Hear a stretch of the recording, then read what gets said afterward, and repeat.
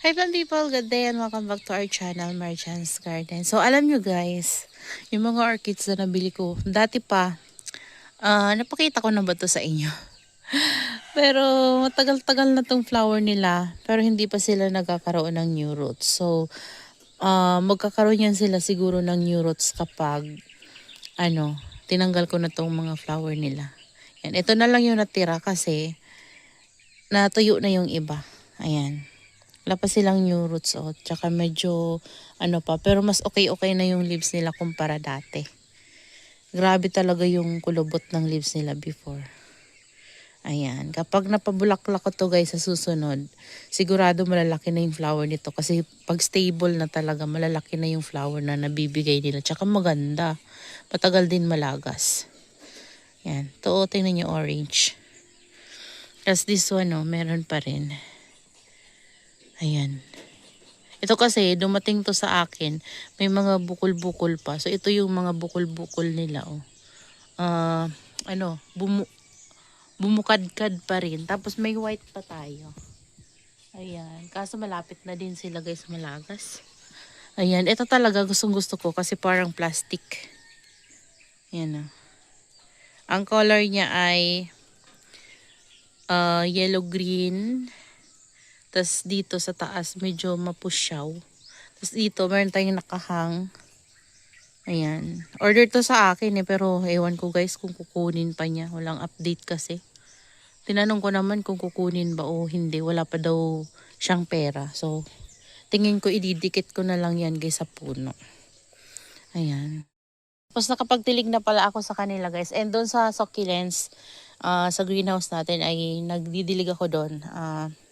Pakita ko sa inyo later. So, ito, bagong dating pala to kagabi. Ito, niripat ko to kasi nagpropagate ako kasi yung mga old old cane, tinanggal ko para mas tumaba yung mother. Yung mga kiki. Yan, yung parang pinaka-mother, yun pala yung tinanggal ko. Parang ganito guys. 'Di ba ganito? Kinuha ko lang yung ganyan, yung may bibi lang. Ito, kinuha ko para ma-propagate yan, para mas maparami natin sila. So, ganun yung paraan para maparami natin itong ating mga orchids. Tapos dito, meron ng may spike. Ito si Andres. Ayan Tapos doon sa kabila guys, meron din yung nandito dati. Nilagyan ko kasi sila ng mga, parang hook. Ayan. Ito yung bago na dumating. 6 to. 1, 2, 3, 4, 5, 6. Hindi ko na pinakita sa inyo yung unboxing. Ayan. Tapos may kasama yan 2 straw flip banda. Nandito, double. Yan, double yung binili ko guys. Ito ay si Orange Sandriana. So, hybrid na to guys ng Sandriana. Yung waling-waling. Ayan, pero orange yung color niya. Ayan. Malaki na rin siya guys at maganda hindi siya kulubot kagaya nung ibang dumating sa akin nakaraan. Ito kulubot pa rin guys. Tapos, nagkaroon ng dry yung niya, kinat ko. Tapos, ito yung kasamahan niya. Ito, katabi niya din. So, same lang sila guys, Tingnan nyo. Yellowish yung leaves nila, Medyo yellow kumpara dito sa mga natin. Sa sunlight yan guys. So, medyo mahina kasi yung sunlight dito sa area na to. Kaya, ganyan yung color. Green na green. Pero kapag nalipat ko na to guys, doon sa area na paglalagyan ko dapat sa kanila, doon mainit talaga, doon maghapon. So, doon magiging ganito na yung leaves niyan. Yan Tapos may 70% shade net pa ako. Kasi guys, baka mabigla sila. Kaya naglagay talaga ako ng shade net. Kasi minsan, yung sunlight dito malakas. Pero hindi kasi maghapon. Ayan may kiki din to guys. Yan, may kiki talaga yung binili ko. 2 yung kiki niya.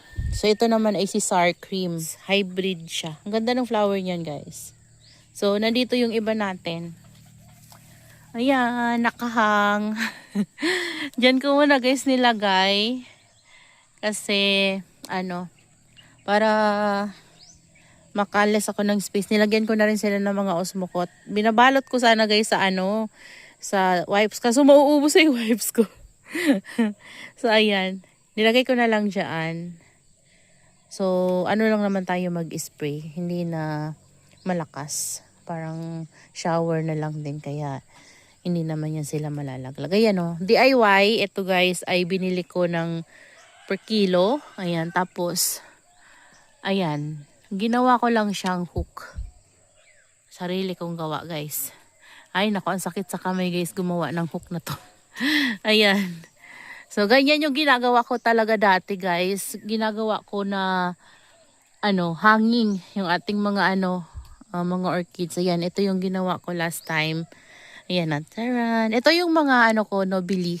Gaganda guys nito kapag lumaki to. Pag napalaki ko to at napabulaklak ko. Papakita ko yan sa inyo. Ang ganda nito. So, DIY yung ginawa ko. Ayan, na ganyan ako ng bunot. Ayan o. Diba? Tinahi-tahi ko. Napakahirap guys gumawa kasi masakit talaga sa kamay. Tapos ito, transfer ko to dito. Ayan o. Si Kampang Sun. White yung flower niyan. Para siyang dancing lady pero white yung flower. Ayan yung iba guys. Oh. Marami sila. Ito yung mabango. Pero hindi pa siya nagpa-flower. Ito yung isa ko guys. Oh. Ayan. Pakita ko yan sa inyo soon. So dito tayo sa garden. Ayan. Binaba ko yung net. Oh. Ayan. Nagdidilig kasi ako guys. So bigyan ko na lang din kayo ng update dito sa garden. Ayan oh. Madumi dito kasi bibihira ako pumunta dito guys. Ayan, medyo na-sprayhan ko na to guys. Ayan, okay naman yung mga natin, mga bago nating tinanim from Succulent Amore. Ayan, more than 1 week na sila sa atin. At ayan oh. Ayan, lumalabas na yung roots niya guys oh. Ayan. Tapos ito pala guys, pinagpalit ko. Ayan, kasi gusto ko itong mapalaki. At marami kasi yung babies niya sa ilalim. Si to? Ano ba pangalan nito? Wala, nakalimutan ko na yung mga pangalan ng succulents ko.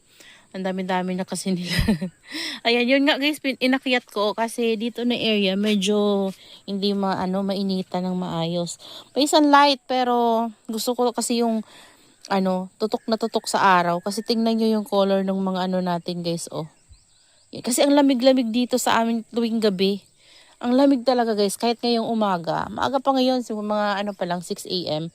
Ayan o, kasi medyo nagigreen kasi yung dito niya. So, di ba dumating to sa atin red na red. So, ganyan. Nilagay ko dyan. Pinatong ko lang. Liliit lang naman nila guys. Ayan o. Tapos, ayan. Di ba magaganda pa rin yung color nila guys. Nung dumating sila sa atin, maganda yung color nila. Hanggang sa, maging stable na. Ayan o, dikit na to guys o. Si linguas. Ayan, dikit na siya. So, ayan o. Diba? Magaganda pa rin yung color. Ito talaga ang ganda-ganda. Kapag bumili ako ulit guys ng succulents, kukuha ako ulit nito. Gusto ko ito mapadami. Ganda niya kasi.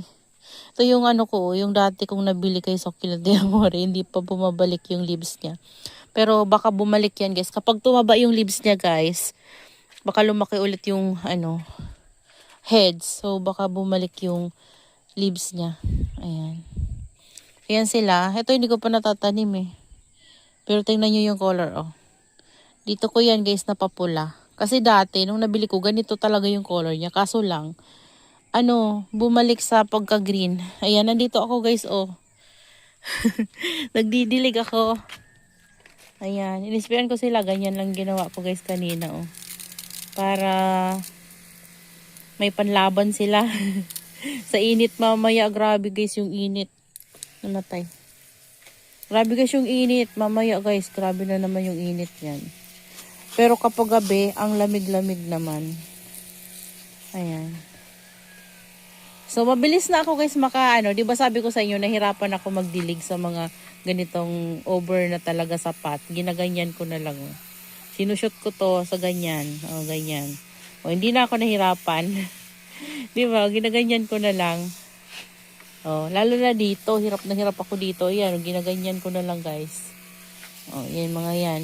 Kasi kapag lang yung ginagawa ko, yung tawag diyan, buhos, hindi talaga, guys, hindi sila makainom ng maayos. So ganyan na lang yung ginagawa ko. Ito, hindi na nagbibi yung pinugutan kung Pero yung mga, merong mga bibi yung maliliit, pero itong malaki wala oh. Tanda na kasi niyan guys. Ayan. Ayan sila. Maganda yung color kasi malamig kapag gabi. Ayan, nadilig ko na rin tong mga nasa shell natin. Yan, hindi ko talaga guys sinakayaan na matuyuan to ng sobra. Para yung ano natin, mataba. Yung Mendoza, tingnan nyo guys, oh. Diba, maganda yung Mendoza, oh, kapag ano, sagana sa dilig. Matataba talaga. Ayan yung mga nandito, nadiligan ko na guys. Ginaganyan ko lang sila guys, oh. Tapos, nilalapitan ko din yan sila. Tinututukan ko ganyan. Ito nadilig ko na rin. Ayan. Lumalaki na talaga to guys. Natutuwa ako dito, oh. Ayan. Napapalaki ko yung gift sa akin. So, kapag gift talaga guys, inaalagaan ko talaga ng sobra kasi gusto kong matuwa naman yung nagbigay sa akin. Makikita niya kapag kapag umuwi siya. So, makikita niya na buhay pa rin yung binigay niya sa akin guys. Yung gift niya. So, ayan. Ito, dinidilig ko itong ating mga purpose. Ayan. Madabilis na lang ako guys magdilig. Kaso lang, nagbubuhat talaga ako ng balde. Kaya yan lang guys yung ginagamit ko. Yung maliit lang. Kasi, alam nyo na, hindi ako pwedeng magbuhat ng mabigat. So, yan. Mabigat naman siya. Pero, kaya ko. Ayan, so ayan oh. Tumataba na nga sila guys kasi alam nyo, everyday ako nagdidilig dito sa mga purples ko. Kasi lagi silang natutuyuan. Ayan oh. Dinidiligan ko sila tuwing umaga. Ayan.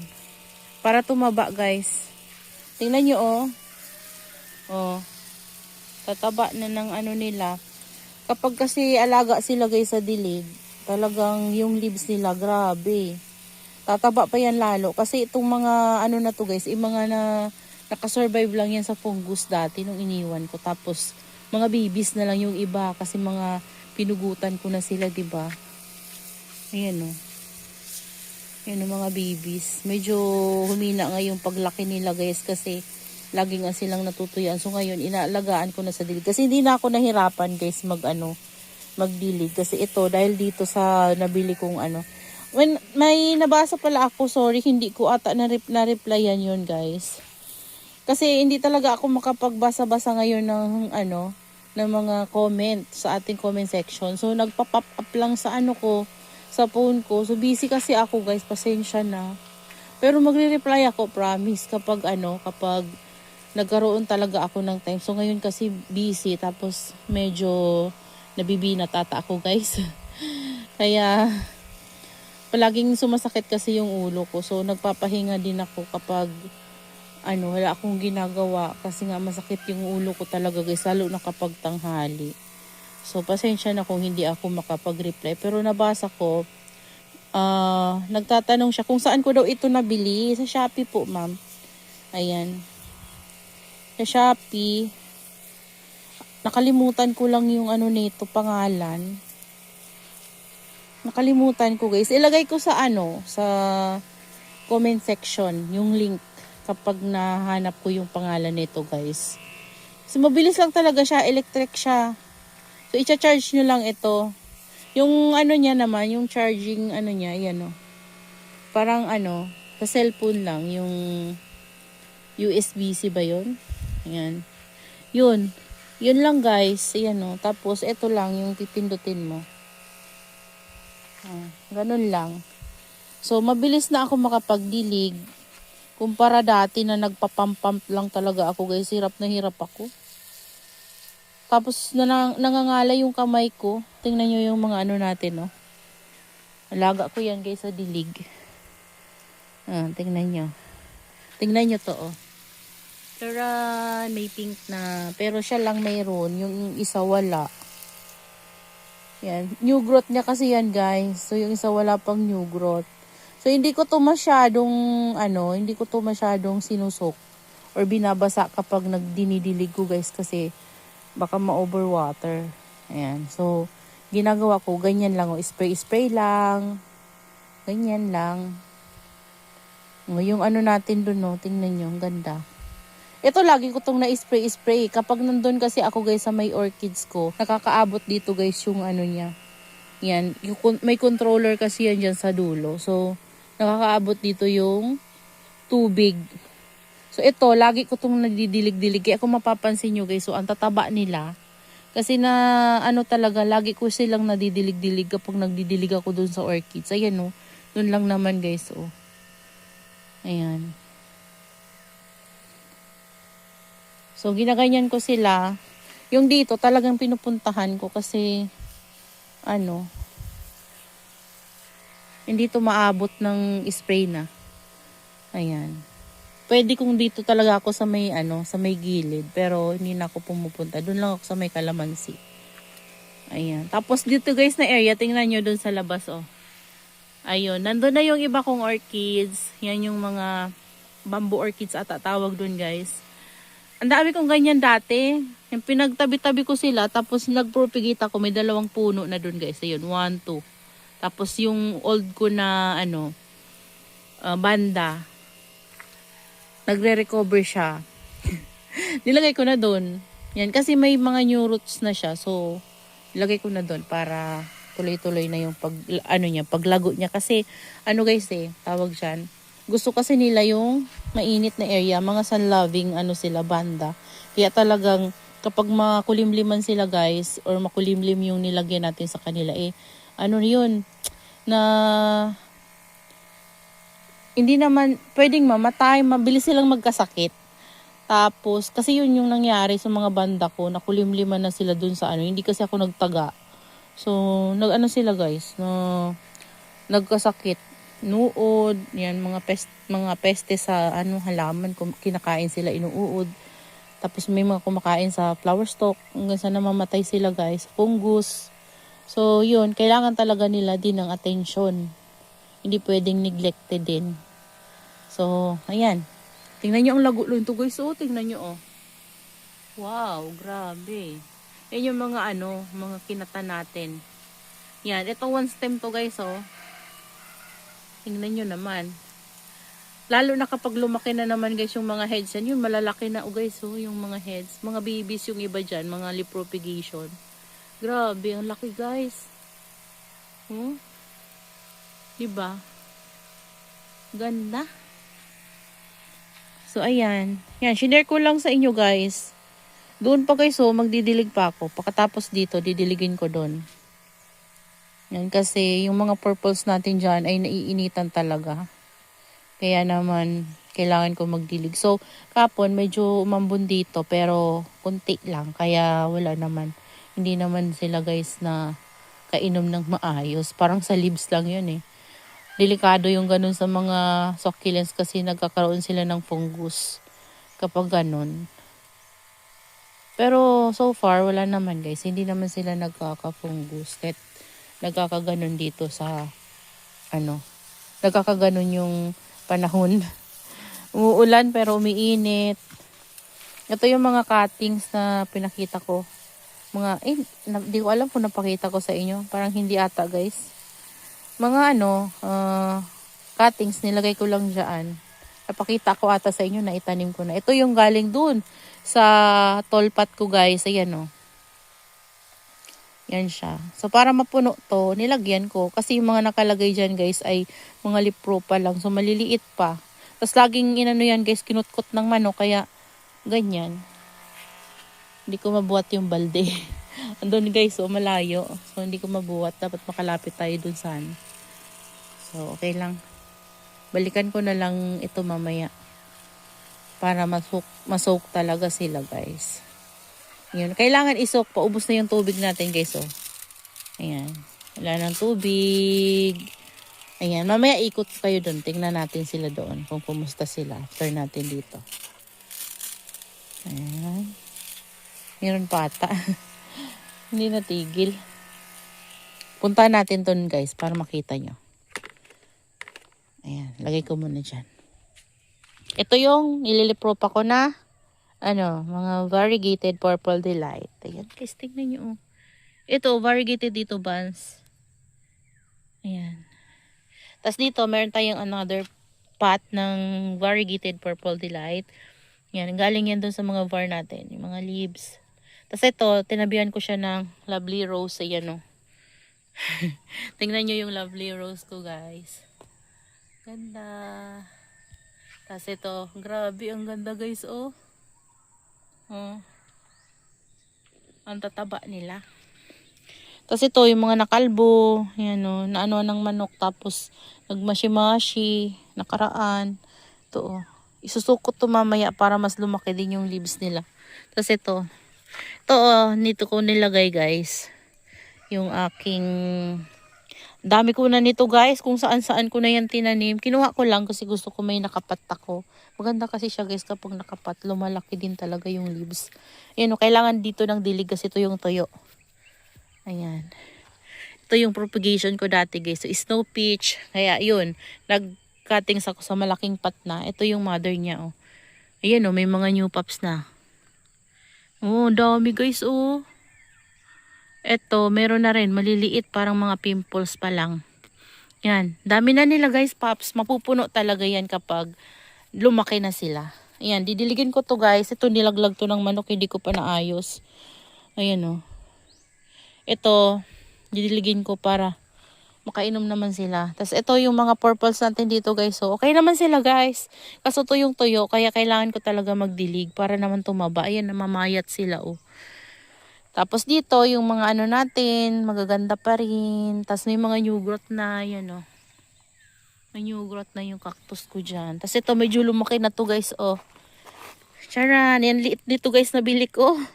Yan o, ito lumaki na. Ito sa atin na to siya lumaki. Ayan o. Gusto ko to. Kapag napalaki ko to, paparamihin ko to guys.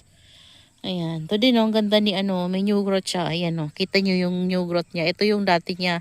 Ngayon ito, yung new growth niya yan. Ayan. So, okay naman sila guys. Okay naman sila dito. Ayan o, yung orchids ko dyan, nandyan.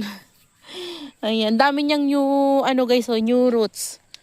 Oh, kasi epektibo yung ginagamit kong pangpaugat sa kanila.